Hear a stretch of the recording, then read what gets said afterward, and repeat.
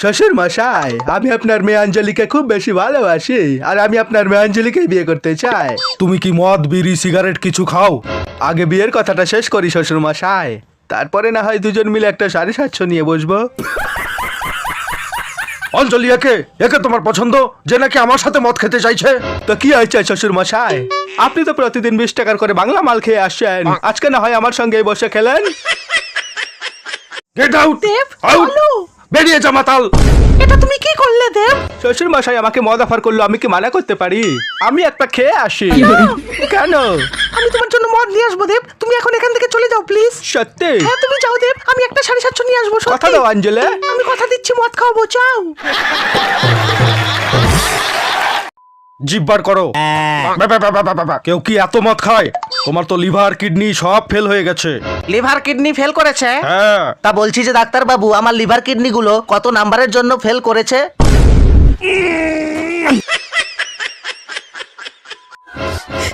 কাল রাতে 750 মদ একাই খেয়েছে, আজ সকালে না ওঠাতে এসে দেখি পুরিটা পটল তুলেছে।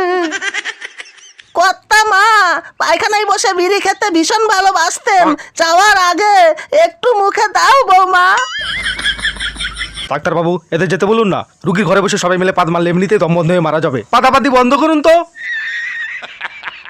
ঠাম্মা দেখো, আমি তোমার জন্য বিড়ি কিনে এনেছি, এই বিড়িগুলো কি তুমি খাবে না? যাওয়ার আগে একবার তুমি প্রাণ ভরে টেনে নাও। তুমি পান খেতে খুব ভালোবাসো না? আমি তোমার জন্য 120 জর্দা দিয়ে পান নিয়ে এসেছি, এবার তো ওঠো। বুড়ি মনে হয় আর উঠবে না, লাস্ট একবার ট্রাই করি। ঠাম্মা, আমি তোমার জন্য একটা 750 রয়্যাল স্ট্যাগের বোতল এনেছি, কিন্তু তুমি যদি না উঠো আমি কিন্তু একাই খেয়ে নেবো। শেষবারের মতো একবার খেয়ে দেখো। এবার 750 মদের বোতলটা নিয়ে আয়।